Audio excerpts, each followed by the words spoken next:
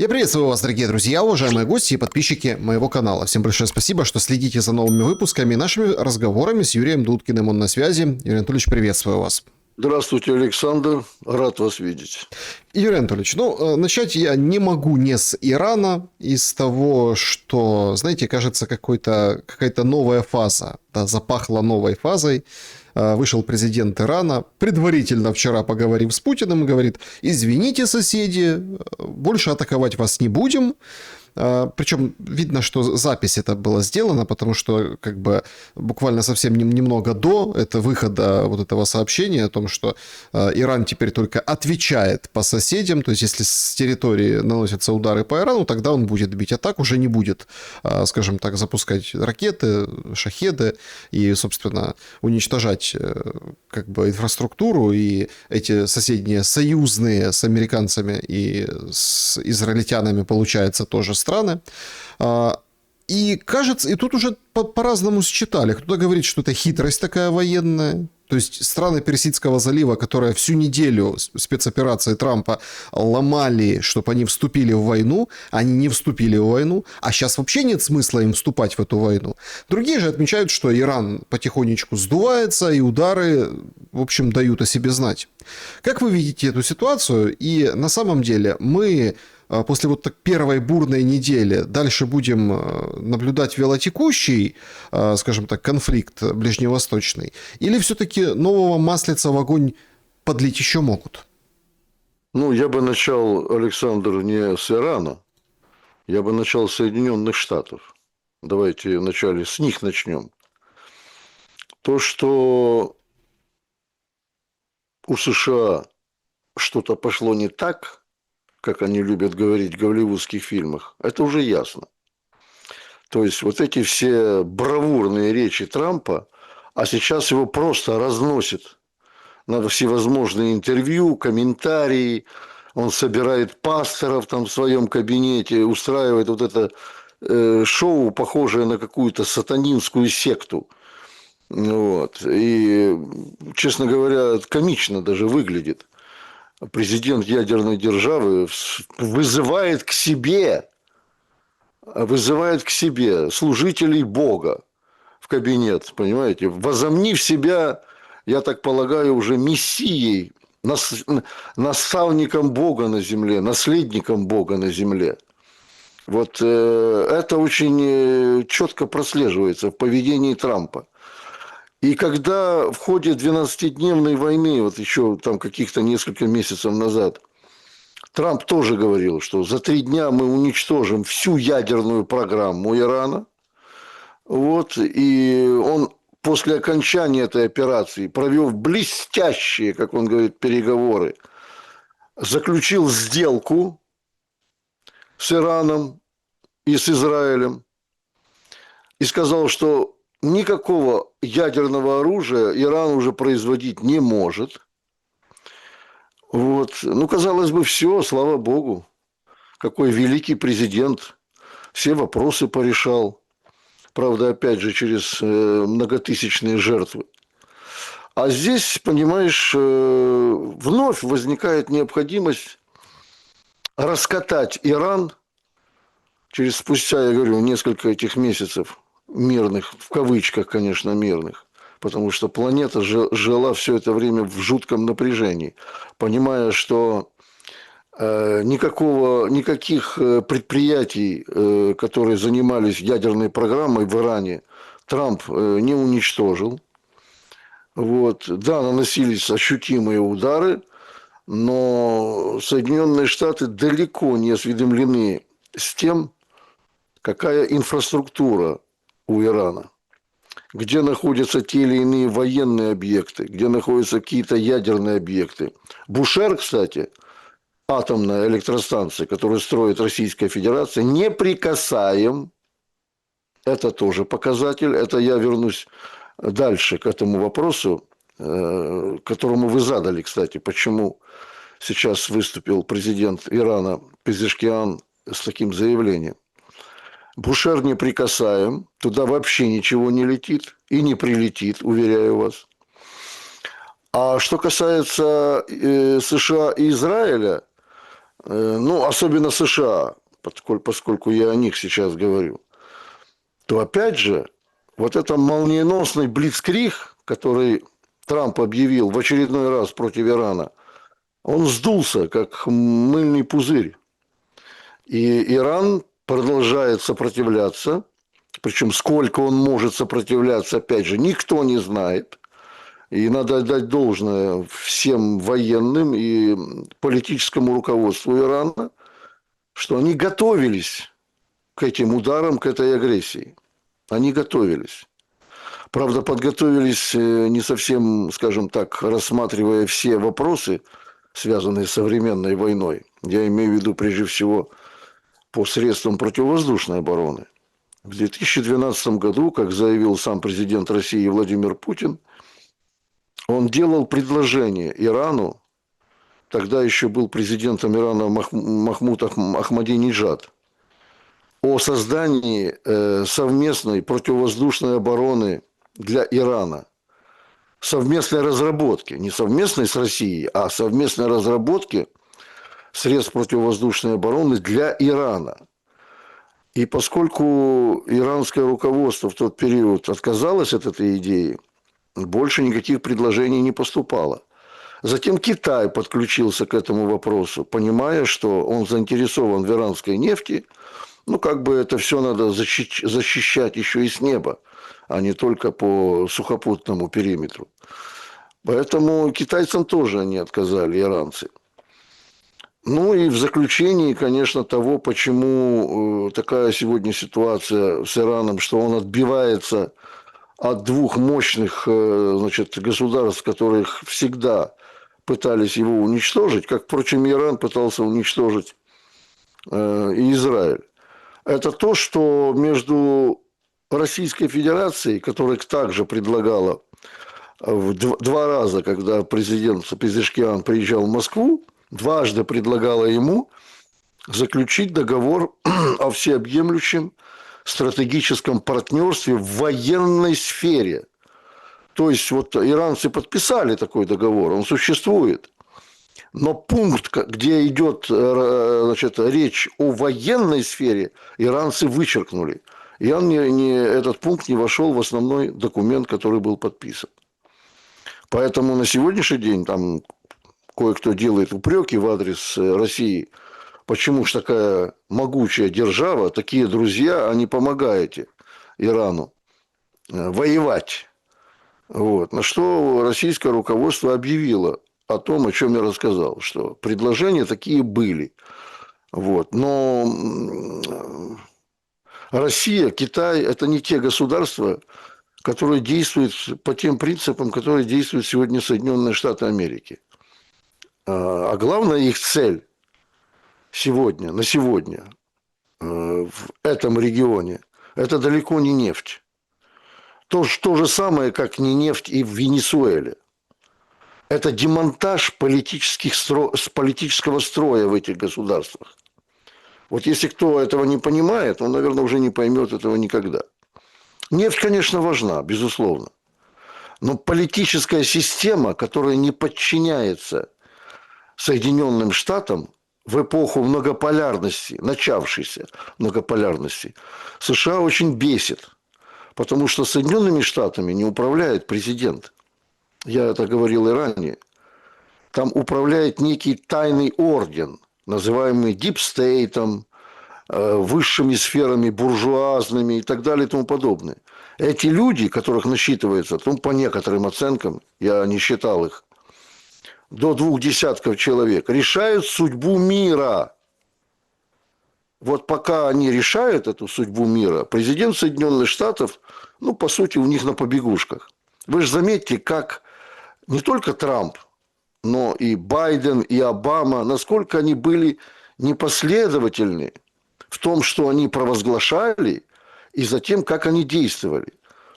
Вот очень можно, так сказать, открутить ретроспективу, да, и политики Клинтона, и политики Обамы. Все то же самое, что сегодня происходит с Трампом. Это говорит о том, что главная цель Соединенных Штатов на сегодня, и которая задача поставлена Трампу вот этим орденом тайным, который действует в США и управляет США и всем миром, это уничтожение непокорных режимов. Пока что российский режим, китайский режим, даже КНДР, пока что им не под силу. Но те государства, которые более или менее слабы в том, чтобы защитить себя каким-то образом, на них будет оказываться все, что угодно, любое давление. И вторая задача, которая стоит перед Трампом, это насаждение угодных США режимом в этих государствах. Вот смешные абсолютно были слова Трампа. Я когда прочел, я действительно, находясь один в комнате, даже подумал, что у меня что-то с психикой не то. Потому как я стал страшно хохотать. Когда Трамп говорит, я назначу в Иране, значит, духовное руководство.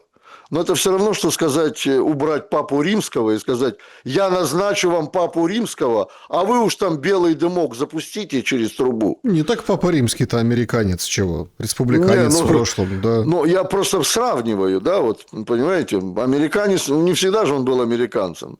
Все-таки в Ватикане существует определенная выборная система, иерархия, которая строго придерживается этих давних религиозных традиций в католичестве, в высшем, значит, руководстве католицизма.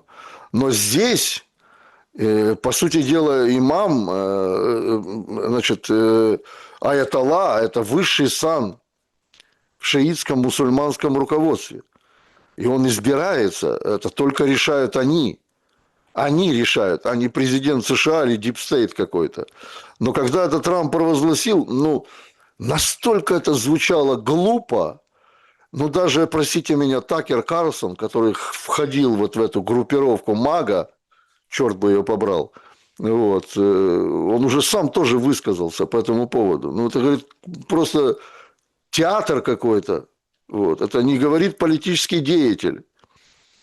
Ну и в целом, честно говоря, действия сегодня Трампа, комментарии по этим вопросам, а что же будет дальше?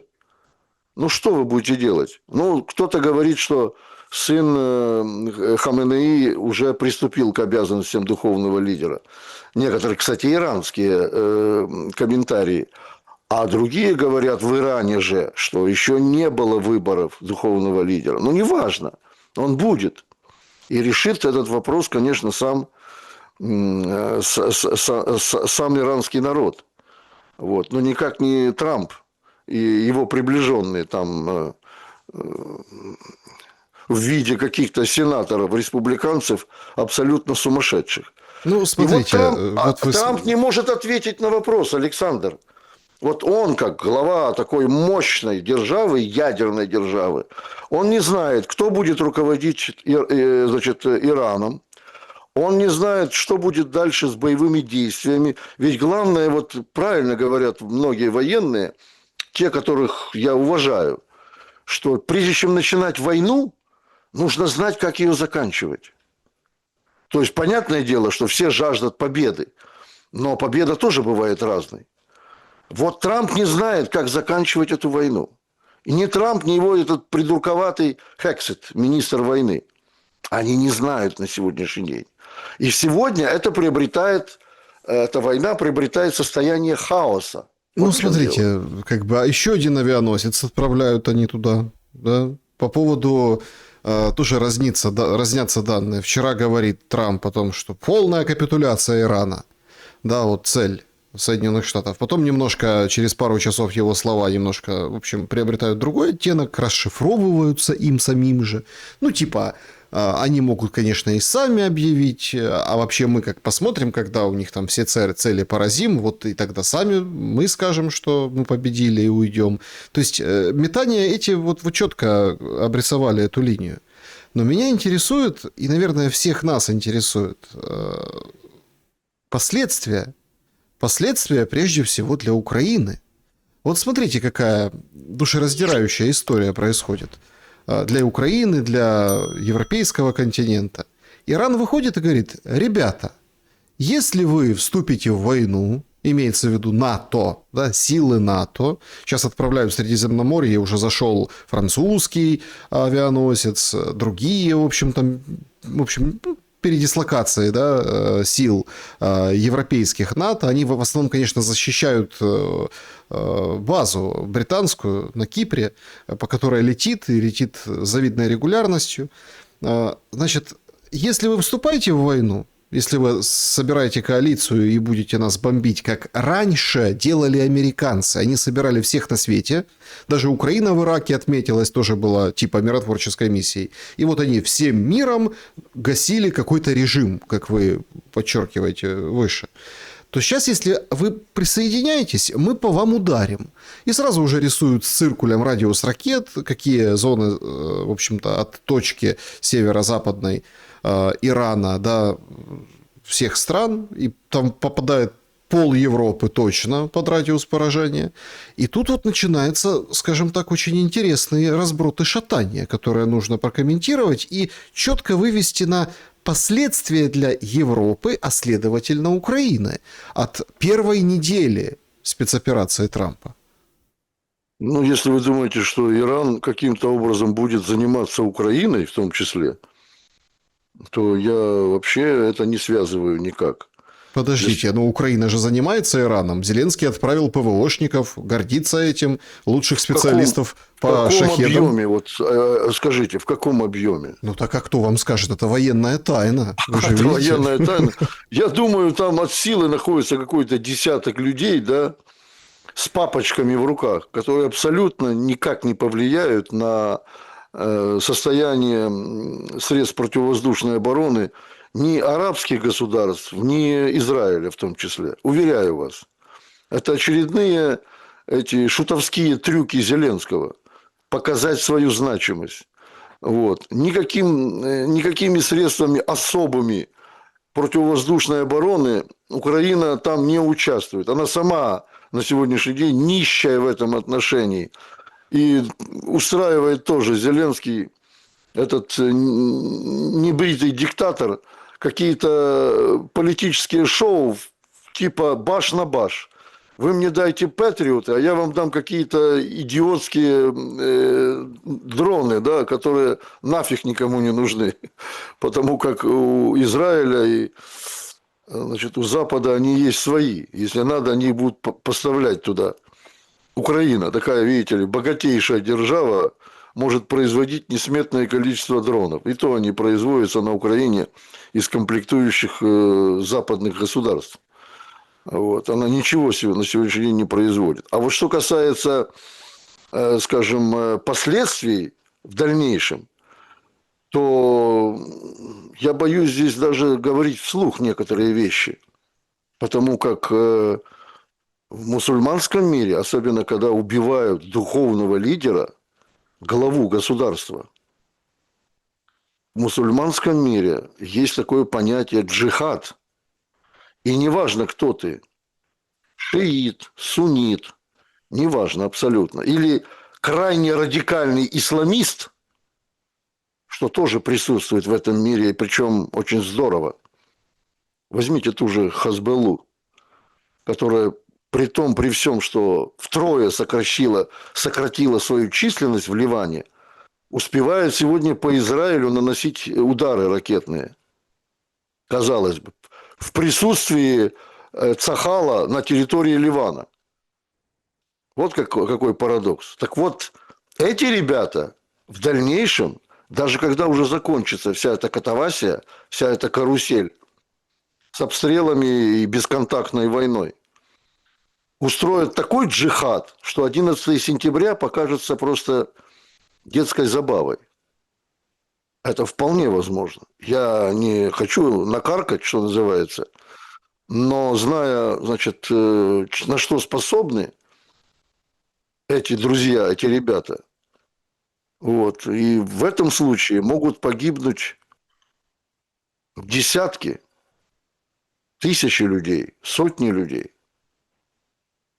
А может быть даже и гораздо больше, в зависимости от того, где те или иные акции будут проводиться. А они будут, поверьте мне, мы еще будем обсуждать их.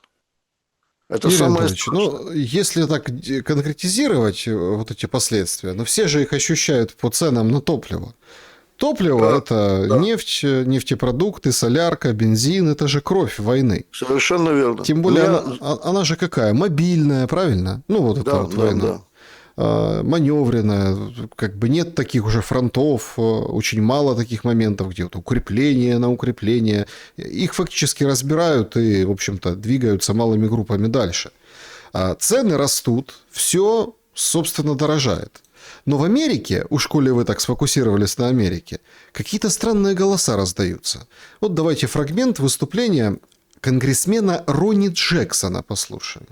Ради всего святого, Лора, мы уже потратили на Украину миллиарды и миллиарды долларов, сотни миллиардов долларов. Каждый раз, когда я приходил в Конгресс, мы принимали решение о выделении дополнительных 40 миллиардов долларов на помощь Украине. Знаете, в нашей партии были люди, несколько человек из моей партии, но в основном демократы, которые ходили с флагом Украины на лацкане. И очень гордились тем, сколько денег мы тратим на Украину, ни на секунду не задаваясь вопросом, на что они идут, на что тратятся и как это способствует обеспечению национальной безопасности и защите интересов Соединенных Штатов. Я не говорю, что не хочу победы над Путиным. Я хочу, чтобы Украина выиграла эту войну. Но посмотрите, что совершенно очевидно происходит сейчас в Иране и как это способствует обеспечению нашей национальной безопасности. То есть темой Ирана демонстрируется, что мы слишком много денег на Украину тратили и потратились достаточно крепко. И тогда возникает еще более очевидный вопрос. Так а дальше траты и суммы надо же увеличивать, чтобы поддерживать Украину. Потому что все дорожает за счет подорожания энергоресурсов. О новых каких-то вливаниях, тем более уж Америка, которая полностью краник финансирования перекрыла, оружие только готова продавать, и то там мы сейчас столкнемся с гораздо более серьезным дефицитом. Так как так дальше воевать? Получается, война в Украине за счет Ближнего Востока уже почти сходит на нет. Или все-таки хватит усилий США и Запада коллективного на две войны? Понимаете, американцы противоречат сами себе. Вот они сокрушаются, да, и не только там те же республиканцы, демократы, неважно. Они сокрушаются, как мы много потратили. А вы заметили, что в этом отрывке из этого интервью Ронни Джексон говорит: я поддерживаю Украину. То есть это говорит о чем? Что там, где он сидит, в Сенате, он будет голосовать за эти выделения для Украины. Всего чего угодно. Поставку разведданных, продажи оружия. И так далее. Это, опять же, это вот эти вот телевизионные выступления, да, американских сенаторов, вне зависимости от того, какой партии они принадлежат, они всегда рассчитаны на какую-то вот часть их аудитории. Не более того. То есть это абсолютно не изменит состояние того, что, как я уже и говорил выше, Соединенным Штатам выгодно под боком России иметь пылающий костер. И этот костер, они будут поддерживать его горение в виде Украины. А тем более с тем, что творится сегодня в умах украинцев, городовых граждан, да, они сделали очень большое дело. Они перевернули все с ног на голову, вернее. Вот. То есть те граждане Украины, которые еще каких-то 20 лет назад прекрасно знали свое наследие, историческое наследие, то, как украинский народ боролся с фашизмом и фактически изгнал его из Европы, это уже потом США и Великобритания подключились к этому процессу, и то незначительно. Вот. Потом еще и Францию записали в победители. То все это забыто сегодня рядовыми гражданами Украины. Это трагедия украинская. А США на этом просто такие заработали себе дополнительные очки, потому что их идеологическая война при полном отсутствии контрпропаганды со стороны той же Российской Федерации, она возымела успех. Они абсолютно перековали украинских граждан под свой лад. Сейчас спроси любого украинца, я не беру там восточные регионы, Донбасс там, и Юго-Восток, других граждан Украины, находящихся сегодня, какая самая сильная держава в мире и кто вам ближе? Они скажут: Америка. Это я уверен, из 10 человек 9 так скажут. Причем даже, повторяю, в Киеве в том же. В Киеве, городе-герое. О чем мы говорим вообще? Поэтому вот эта помощь, так называемая, да, где-то же они все-таки ведут эту тетрадку, да, помните тетрадку Манафорта, да? Вот. Американцы ведут эту тетрадку, я уверяю вас. Они так просто денежки не раздают. Сколько они дали, чего они дали, в какое время, кто получал. Вот. И вот эти вот бронемашины, которые ездят из Австрии через Венгрию в Украину, они там тоже будут вписаны туда с этими многотысячными наличкой этой и 9 килограммами золота. Все будет, все записывается. Только, правда, кому они будут предъявлять это? Они все надеются, что украинский режим в том виде, в котором он есть, он выживет. Даже многие те, которые находятся сегодня в Москве, из бывших властных структур украинских, все надеются, что они вернутся в Киев, когда Россия наконец-то сломит хребет Зеленскому, и они будут там руководить. Понимаете? Так вот, США имеют другое мнение. Они говорят, что если не Зеленский, то другой человек, которого они поставят туда, как хотят поставить в Иране, поставили в Венесуэле, купив всю верхушку венесуэльскую, купив. Вот. И этот человек будет выполнять все их прихоти, не обязательно его принимать туда в НАТО или в Евросоюз. Вот. Поэтому цели Соединенных Штатов не меняются и не изменятся. Вот эта вся шелуха рыбья, которая на сегодняшний день есть в виде американской пропаганды, мощнейшей пропаганды, куда миллиарды долларов вливаются для того, чтобы весь мир знал то, что хочет знать Вашингтон и тот дипстейт. Оно сегодня успешно выполняется. Успешно выполняется. И, скажем так, я не вижу каких-то в этой области препятствий со стороны тех, кто фактически, ну, скажем, давно говорит о том, что США нам не друзья. Ну, Россию имею в виду и Китай. Но, как говорится в старой пословице, ничего личного, кроме бизнеса. Здесь в этом плане Россия не хочет терять какие-то хотя бы маломальски налаженные дипломатические связи с США, в том числе и Китай, кстати, китайское руководство. Хотя на каких-то международных площадках, в том числе и на Совете Безопасности ООН, эти грани, эти, значит, шипы, они проявляются очень четко. Когда выступает, например, полпред при Совбезе Небензя, да, вы же посмотрите, как реагируют британцы и американцы на его выступление. Это же просто такие оголтелая неприязнь, ненависть. А в целом, да, вот и Трамп, и Путин, и госсекретарь США Рубио, и министр иностранных дел России Лавров сохраняют в целом общий такт в поведении. Это все очень тонкие грани. Поэтому ссылаться на выступление какого-то сенатора о том, что они там сокрушаются по поводу чего-то, их потерь, они включат 10, 20, 100 печатных станков и засыпят этими бумажками весь мир ради достижения своих целей. Юрий Анатольевич, если мы переместимся в Украину, после достаточно продолжительной паузы был нанесен ракетный и дроновый удар по Украине. Значит, ночью удар был нанесен по Краматорску, разрушен, прям центр города, об этом сообщили.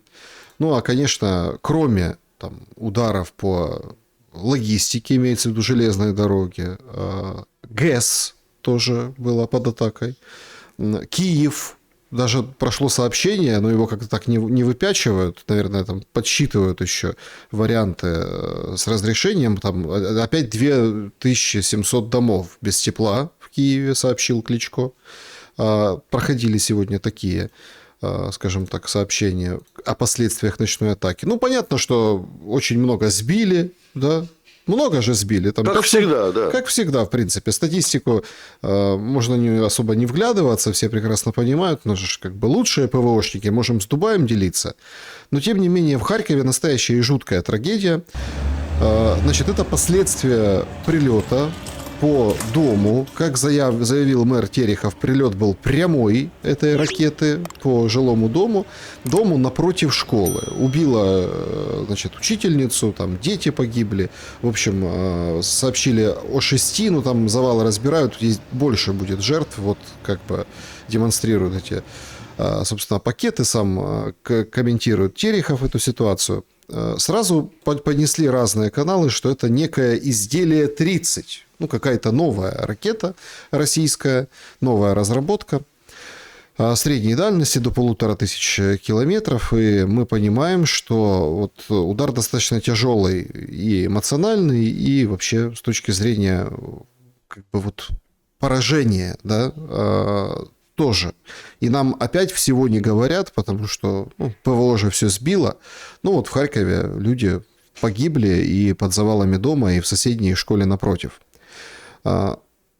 Многие говорили, что пауза была связана с тем, что помогали как бы Ирану разведданными, и это третий день обсуждается в американских кругах, мол, а Россия помогает или не помогает, а помогает, ну как, и как бы переключились туда, на тот театр, и поэтому плюс-минус было нормально, да, удобоваримо, залетали некоторые дроны, их сбивали, но не было такого удара. Сейчас эти удары возобновились. Какие перспективы вы видите в этих обстоятельствах для воздушной войны и фронтовой войны на фронтах украинских?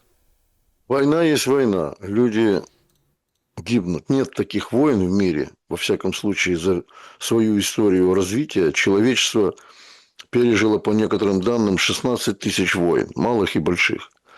Не было ни одной войны, где бы не гибли люди.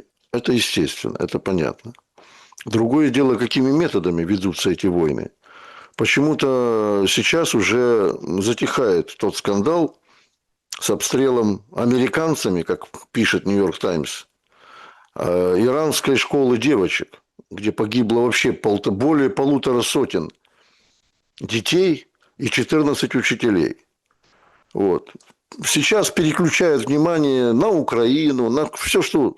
На Украине гибли люди, и на сегодняшний день уже там миллионы погибших. Миллионы погибших, понимаете?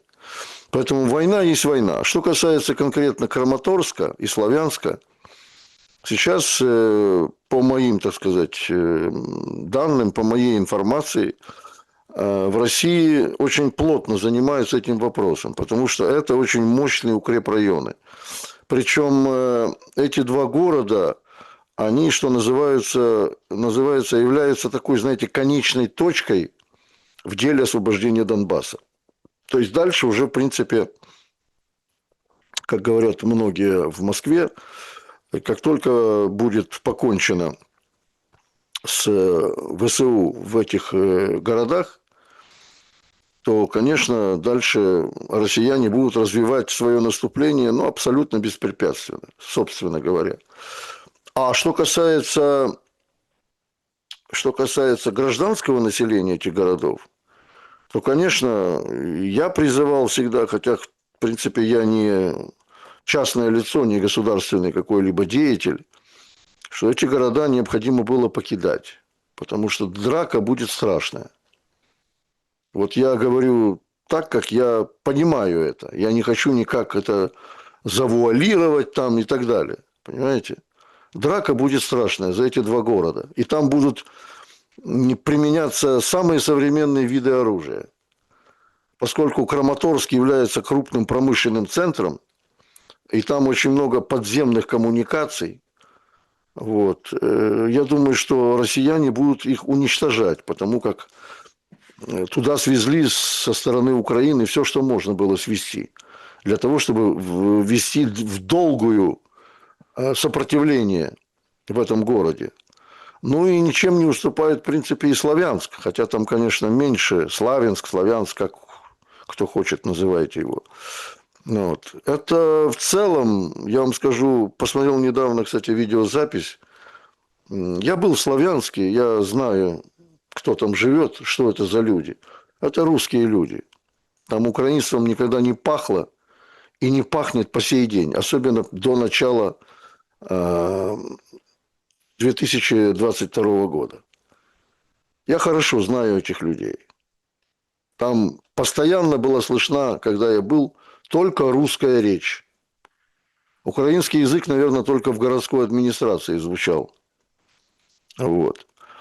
И я недавно посмотрел запись. Вот в Сумской области освободили маленький населенный пункт. Запись абсолютно любительская. Это не какие-то там федеральные каналы ее транслировали. Абсолютно любительская запись, где пожилой мужчина, лет 75, наверное, рассказывает, как ВСУ издевались над местным населением. Я не хочу сейчас детали приводить. Это, в принципе, ни к чему. Многие могут сказать, что это я все придумываю там и так далее. Сумская область, понимаете? Это же Сумы суммами. Это же украинский город. Вот. Это украинские села были. Там понятное дело, что... Причем этот пожилой мужчина говорит исключительно на украинском языке. Но он говорит, я жду русских солдат. Ждал их. Потому что населенный пункт уже занят российскими войсками. Штурмовой группой. Я ждал вас, говорит. Потому что то, что вытворяли здесь, говорит, ВСУшники... Это просто, я, говорит, не знаю, я от своего отца не слышал, чтобы в оккупированных городах Украины такое вытворяли. Грабеж просто-таки шел страшный. Выносили из хат все, что хотели. Вот главная проблема какая. А то, что попадают ракеты в жилые дома, это ужас, это ужасно. Ну, вы Но понимаете, тут американцы это называют, понимаете, вот опять же идет сопутствующие борьба потери, идеологии. да. Сопутствующие потери. Просто тут такой тоже эпизод очень специфический. Опять-таки, да, смотрите. То, что бросилось в глаза, как бы новость одной строкой, это вы как раз-таки, вы говорите, это не федеральные там вещи. Но мы там видим эти записи, помним, когда там теробороновцы, какие-то местные, да, а местные уезжать оттуда не хотят вглубь Украины, потому что их загребут, забреют, мобилизуют. А тут можно как бы водку пить, ничем не заниматься, собственно, да, у этих солдат каких-то ТРОшников, которые типа охраняют там что-то. Ну, это вот мы видели в Сумской области, как и Deep State это подтверждало, это все быстренько замяли, потому что, ну, елки-палки, да, то есть они там оружие там дают, местные там стреляют по этим дронам, показывают неприличные жесты. Я вот об этом эпизоде в Сумской области говорю. А так, если разобраться, непорядка, вот тупо разруха, да, они там сидят, да, ну и вот как бы вот и все, типа вот приграничье вот такое, прифронтовое приграничье.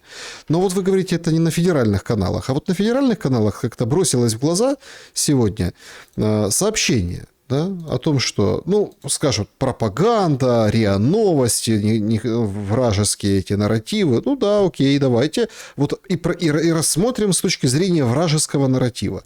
Значит, жители Гуляйполя платили за доставку гуманитарной помощи. Новость, да, значит, сегодняшняя.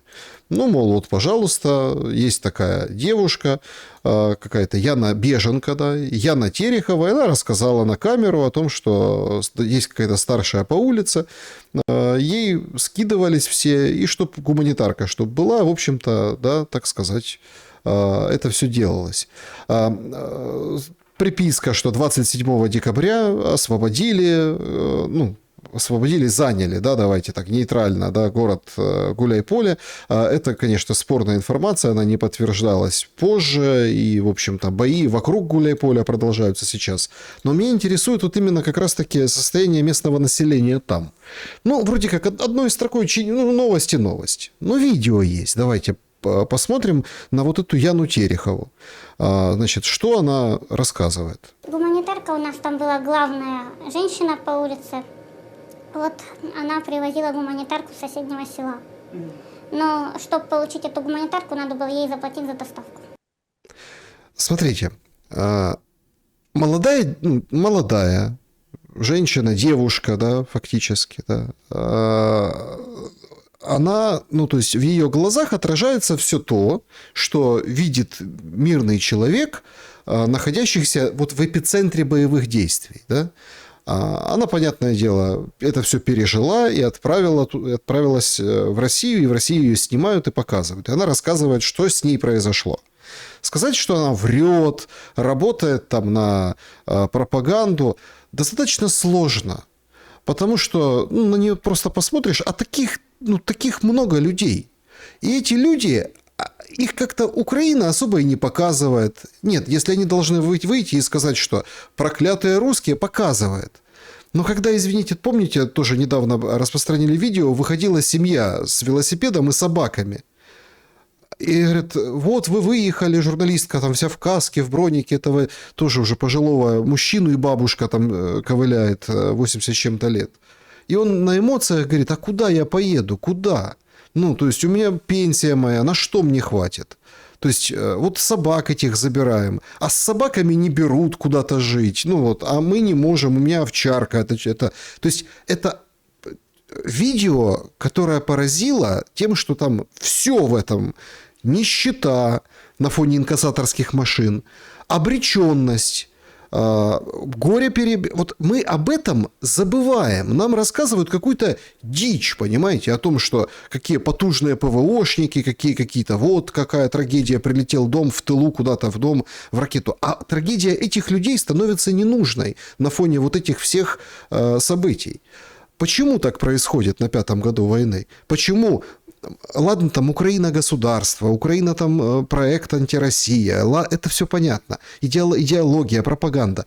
Одна сторона пропаганда, другая. Почему общество вот так стало относиться к людям с передовой, которым тяжело, и которые вот это пережили?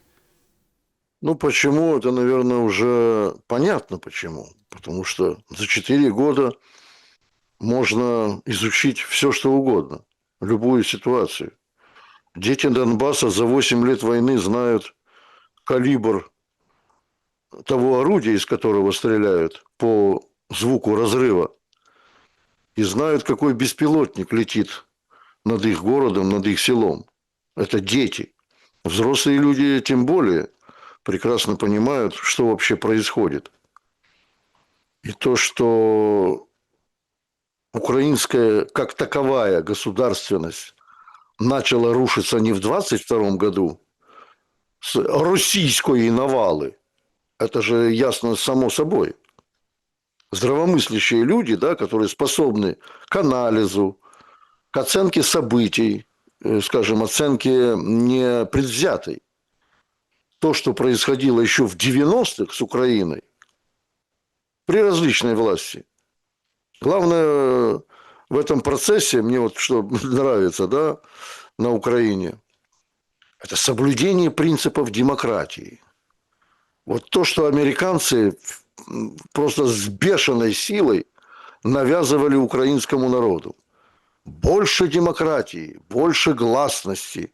Вот эти слова звучали в начале и в целом 90-е просто таки с неимоверной силой.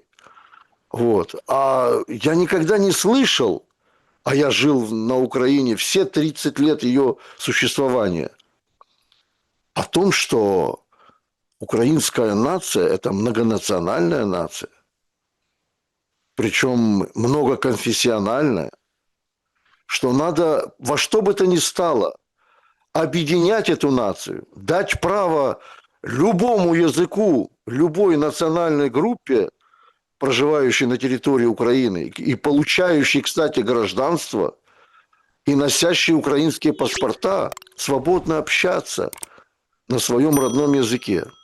Так язык возвели как раз с подачи, опять же, американских друзей в ранг разъединяющей силы украинского общества. Вот что самое главное. Вот причина Майдана 2014 года, вот причина гражданской войны на Донбассе и в целом крах страны, когда само украинское общество, сама украинская власть, какая бы она ни была, Она не понимала значения языка вообще, что они творят. Нельзя крымских татар или этнических русских через колено заставить говорить на украинском языке. Этого не было никогда и не будет. Это все равно, что иранцев заставить говорить на английском языке. Кто хочет, тот будет говорить. А кто не хочет, тот не будет. Тот будет сопротивляться, оружие возьмет в руки, будет защищать свои права. Я вспоминаю, как меня в суде судья, Саша, судья, заставлял говорить на украинском языке. В противоречие вступая, судья вступает в противоречие с Конституцией Украины, со статьями Уголовно-процессуального кодекса Украины, где четко сказано, что если подозреваемый, свидетель или подсудимый, неважно, требует, чтобы документы по делу были представлены ему на том языке, родном языке, на котором он желает говорить, они должны быть ему представлены. А в 10 статье Конституции сказано, что вообще все языки находятся под защитой государства, а особенно русский язык, там даже выделено. Но разве Конституция когда-нибудь была в приоритете украинской власти? В Верховной Раде на сегодняшний день существует, ну дай бог памяти, это опять же я консультировался с действующим ныне народным депутатом, долгое время, который уже в Верховной Раде, фамилию не буду называть, более 300 законов, важных законов, не какие-то там, да, где поменяли только запятую или тире, важных законов, кардинально противоречащих Конституции Украины. Но это нонсенс. Конституция – это основной закон, в том числе и для Верховной Рады. Послушайте, ну, смотрите, язык – это понятно.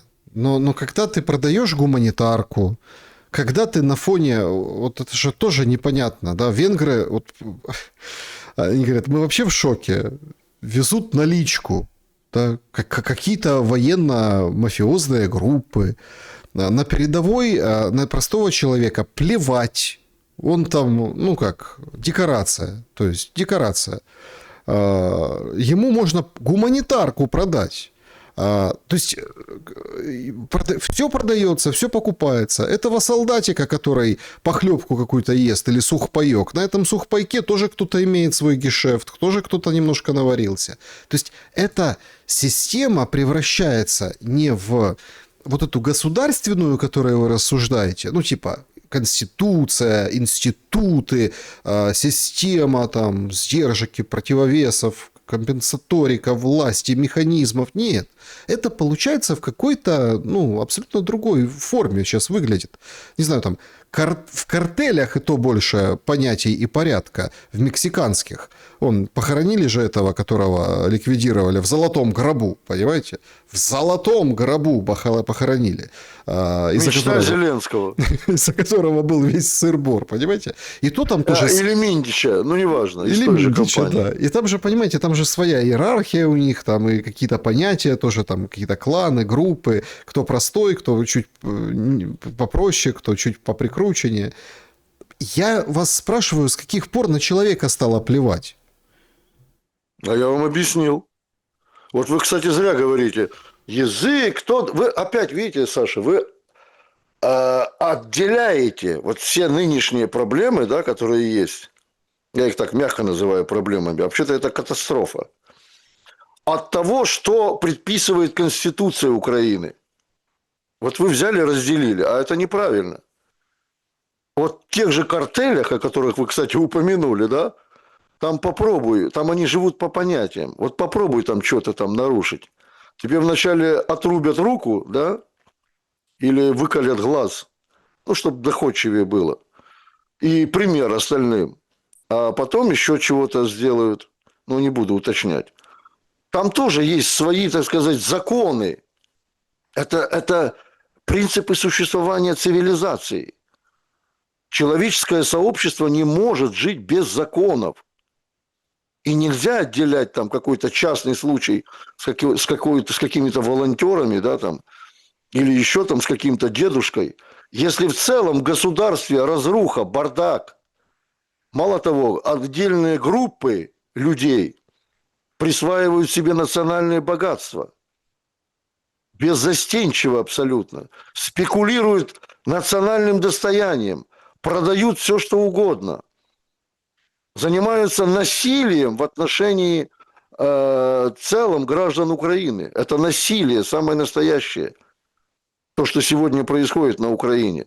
Многие говорят, ну вот почему украинцы, да, недовольны, наконец-то дошло до них, спустя там на 5-й год войны, что происходит что-то не то на Украине. Вот война войной, да, на нас напали, как они кричат. Непонятно, правда, когда. То ли в 2014 году напали, в 2015, в 2017 или в 2022. Они не понимают этого, кто на кого напал. Но напали. Знают четко, в смысле, не понимают, в какое время, но знают четко, что в 2022 напали. Но ничего не могут сделать внутри страны, потому что нет выборов.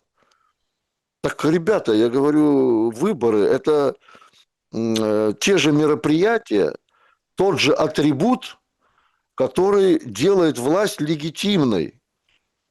Но та группировка, которая захватила эту власть на сегодняшний день, ей выборы не нужны.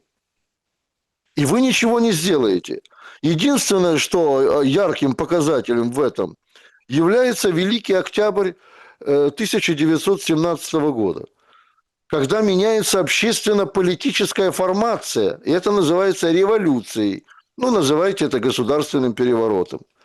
Но происходит смена вообще не только, значит, политической системы, умов миллионов граждан, но что-то меняется к лучшему.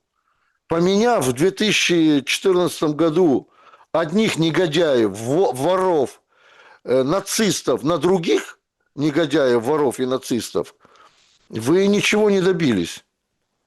Да, говорят, Янукович был там легитимным президентом. Вы понимаете, значит, цыплят по осени считают, я всегда говорю. Януковича выбирал украинский народ абсолютно законно, легитимно, это понятно. Но для президента тоже существуют какие-то, значит, примеры того, насколько он предан украинскому народу и своему делу. И он должен проявить в нужный момент, причем, как правило, в тяжелый момент, свою преданность украинскому народу. То, что его пытались там убить, значит, и все такое прочее, это понятно. Но когда ты идешь в президенты, ты должен быть таким, как, например, Джавахарлал Неру или Сальвадор Альенде, да? Есть примеры того служения народу, тех глав государств, которые до конца боролись за то, чтобы, значит, остаться с честью в памяти народной, даже погибнув. А на сегодняшний день, да, вот те же, скажем так, я их ставлю в один ряд. Вот, кто бы меня сейчас не проклинал, я ставлю в один ряд Януковича, Порошенко, Зеленского. Это одного поля ягоды. Беспокойство о собственном кармане. Вот была их главная задача. А то, какие у них были политические воззрения, это уже второй вопрос.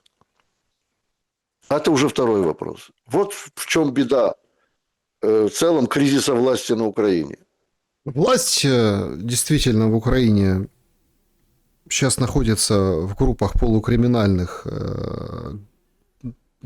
сопряженных с полицией, скажем так, братков из ТЦК. Это видно. Интересно, вот вы хоть и так скептически к американцам относитесь, но тем не менее. Вот, а вы нет? Нашелся такой... А вы уповаете, Александр, на них, я Нет, так но понимаю. я все-таки думаю, что как бы лед может все-таки тронется. Вот в Иксе там, или в Тредсе, да, в соцсетях публикуют, тегают Федорова американские политики и говорят, это уже ваши реформы или еще нет? И видео с бусификацией.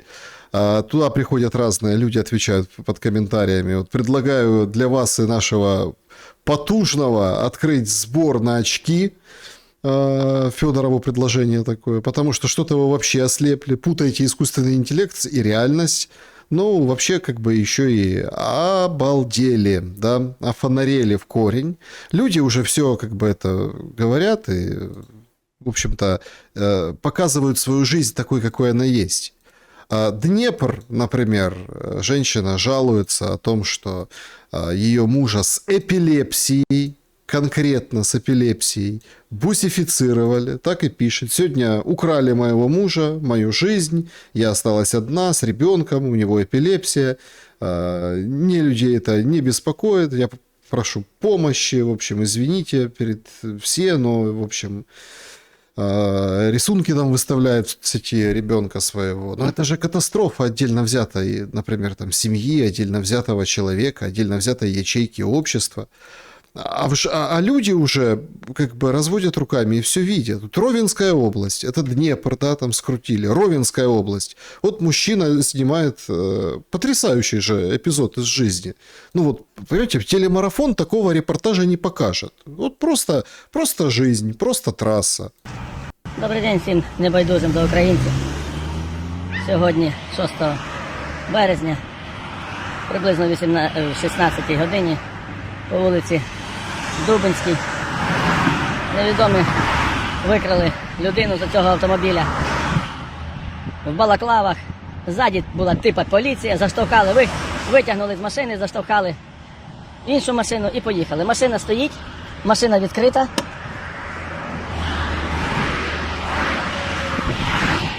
Машина відкрита. Ось. Ключів в замку немає, а ключів в замку зажигання є. Дуже цікаво. Правосуддя, ніяких документів складено не було. Родичі, будь ласка, якщо є хто, приїдьте і заберіть машину. Ну вот, пожалуйста, снимает машину, ключи в замке зажигания, пожалуйста. Никакого протокола, ничего, она стоит просто на дороге и стоит, с ключами от зажигания. Может, кто там будет мимо проезжать, додумается, сядет, заведет мотор и отъедет в сторону, чтобы не мешало. Приняли. А то, как ведет себя власть по отношению к украинскому народу, это вообще нонсенс. Еще один эпизод, с вашего позволения. Запорожье. Это же там интересно все, понимаете? Запорожье.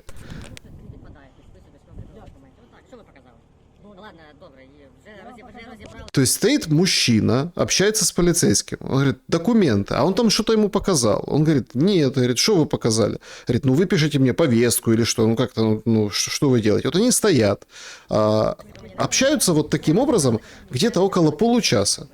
Будь ласка, питаю вас останній раз, або повідомляю вас час затримання. Я розумію, що ви хочете. Повістку я вам видаю. І ще раз питаю, їдемо або час затримання? На місці затримання? Ви відмовляєтесь? Шановний пан, повідомляю вас, що вас затримано в 11 годині 16 хвилин. Він не повідомляв. Він не повідомляв. Він не повідомляв. Що ви робите?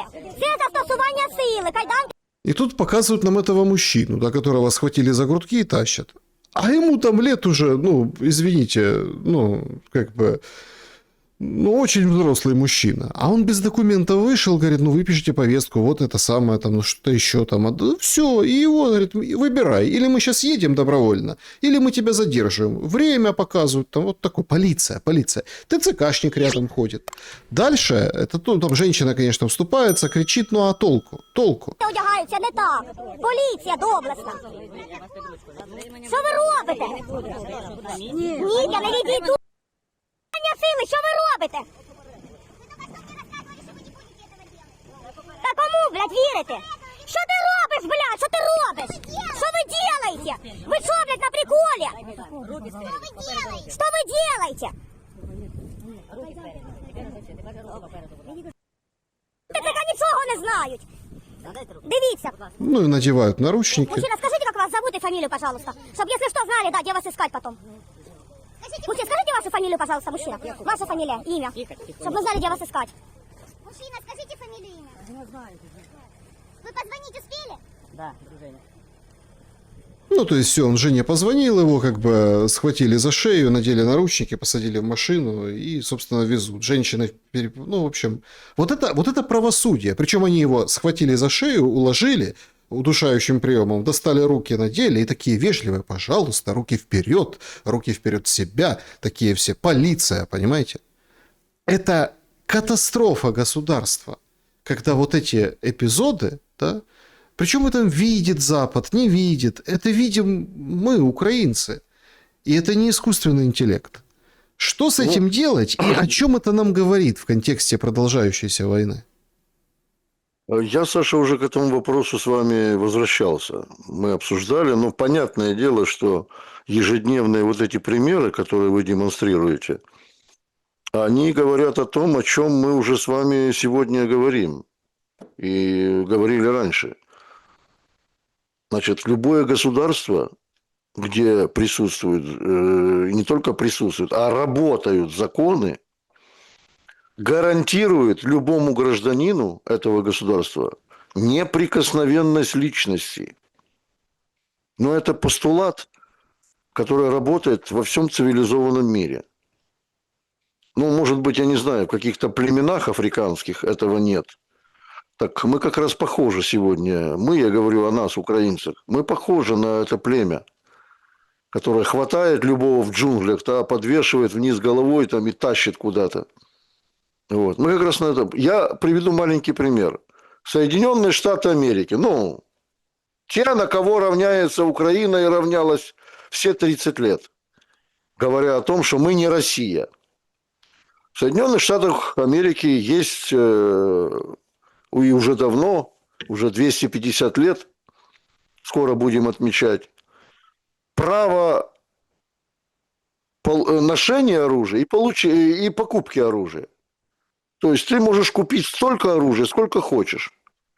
Правда, в каждом отдельном штате есть свои законы, регламенты, которые ты должен соблюдать при покупке, ношении, какое оружие и так далее. Там целый закон. Я их сейчас не буду декламировать. Для чего это? Ну, со времен Дикого Запада понятно, что каждый человек в то время и сейчас имеет право отстаивать свою честь, свою неприкосновенность. Я не могу понять, то ли это был какой-то развод, как говорят современным языком, то ли это был фейк, когда объявлялось, что после 2014 года, а тем более 2022 года, 24 февраля, у украинцев миллионы стволов незаконных на руках. Я ни к чему не призываю. Я просто делаю анализ и задаю вопрос себе в первую очередь. Где это оружие? В какой копне, на каком чердаке оно лежит? И сколько оно будет еще лежать? Если украинцы... Вот, кстати, пример с автомобилем, да, брошенным на трассе с ключами. Это же, я не знаю, уже, наверное, какой-то тысячный пример. Это хорошо еще, если разрешали эти ТЦКшники по своей душевной доброте позвонить там жене или брату или свату, и эти родственники приезжали и забирали эту машину. А ведь масса случаев, дикая масса, я знаю это, что эти машины, стоящие там день-два на дороге, на улице, просто их грабили их. И все, они приходили в негодность. Это имущество граждан, которое, кстати, тоже законом защищено. На Украине есть право защиты личного имущества. Поэтому, конечно, вот сколько мы, наверное, еще будем с вами находиться в эфирах, мы столько будем обсуждать эту тему, потому что на сегодняшний день какими-то мягкой силой какой-то, какими-то другими методами, с помощью Федорова какого-то там, да, вот этого мальчика, айтишника, победить вот это сообщество ТЦК, которое было создано нацистским режимом, его невозможно. На любую силу должна быть соответствующая еще большая сила. И то, что на сегодняшний день некоторые граждане, к их чести и достоинству я взываю в первую очередь, могут за себя постоять, а такие примеры тоже есть, это говорит о том, что не все на Украине согласны с режимом и могут только бегать. Они еще могут сопротивляться с оружием в руках. Да, сопротивление, знаете, это дело такое. Но все-таки весна же, Юрий Анатольевич. Весна. Завтра женский день. Завтра праздник. Как это? Женский праздник близко-близко. Да, да, да. Не подведи. Да, понимаете, в чем дело? Вот казалось бы, хоть что-то светлое же осталось, и, ну, вот все же перекроили, все календари, все на свете. Ну, 8 марта вроде как, потому что женщины, потому что, украинскую женщину взять и 8 марта лишить. Вы что? Хотя бы там придумали в Верховной Раде, подали документы, рассматривать будут День украинской женщины, ну, чтобы как-то вытеснить тот старый Нарратив, как они говорят. старый Советский, да, да, да. советский праздник. Но я, если честно, был обескуражен соцопросом, который вывалили группа «Рейтинг» сегодня. Значит, в динамике, все видите, как в динамике. Значит, большинство украинцев, 52% на секундочку, не будут праздновать 8 марта. Вот такое вот сообщение. Причем там в 21 году это было 29%, в 20-м там 19%, в 17-м 16%, в 12 году 14% не праздновали, а сейчас вот 52%. Вот такой вот соцопрос. Здесь очень интересно, вот среди респондентов, какое количество было мужчин и женщин. Вот почему-то об этом не говорят. Я уверен, что вот эти результаты – это сугубый опрос мужчин, но никак не женщин, уверяю вас. Ну, смотрите, в каждой шутке есть доля шутки, но тенденция же очевидна, которую нам пытаются показать. А что бы вы сказали в предшествии дня 8 марта нашей аудитории, и мужской, и женской? Ну и как бы вы прокомментировали вот этот последний бастион условно нормальной жизни, это праздник весны, любви, женский день, потому что вот давайте так, сейчас вот общаюсь там тоже с многими людьми, и они говорят, слушайте, мы как-то, мы вот воевали, вот это вот все, пропаганда, вот это все пропускаешь через себя, вот эти все события, тут уже война в Иране, тут еще что-то, тут еще вот это все обрушивается на голову. А потом мы с водой выплеснули ребенка. Нет уже вот этой Украины, которую там мы когда-то любили, ценили, берегли, дорожили. И вот 8 марта и отношение к 8 марта это как раз таки показывает. Женщина в славянском мире – это всегда была, на Украине говорят, берегиня, да, защитница, хранительница домашнего очага. И это очень такое хорошее, почетное, уважаемое звание. И действительно, я уже нахожусь в 5-й год в Европе, когда говорили на Украине Международный женский день, некоторые писатели, такие, знаете, продвинутые в украинской идее, говорили на телевидении, та який він там міжнародний, та що там, хто його там справляє, совітські оці свята, понимаете? Ребята, в Европе празднуют Международный женский день. Празднуют. Конечно, не на государственном уровне, там, не собирают большое совещание, там, как в Кремлевском дворце, да, вот, не устраивают большие концерты, это не важно абсолютно. Но здесь, в Европе, его отмечают, особенно люди среднего возраста, да и молодежь тоже. Почему бы лишний раз не, выпить бокал пива и подарить женщине букетик цветов? Вот. И это прекрасно понятно всему человечеству. Но действительно, когда-то праздник был светлым, ярким, учрежден более 100 лет назад Кларой Цеткин и Розой Люксембург, видными немецкими революционерками. Историю праздника я не буду говорить, эта история искажена, переписана десятки раз. Праздник светлый.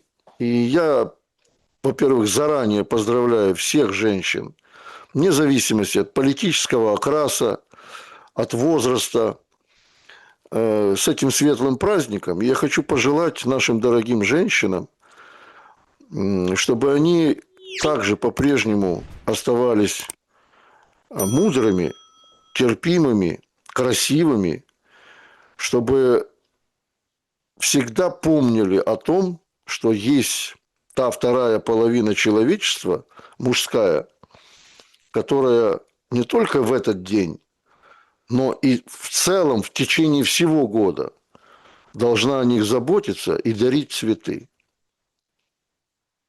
С праздником, дорогие женщины. Юрий Дудкин был моим собеседником сегодня. Спасибо за время и мысли. Друзья, благодарю за то, что посмотрели это видео. Присоединяюсь к поздравлениям. Берегите себя и друг друга. Всем добра и света. Увидимся.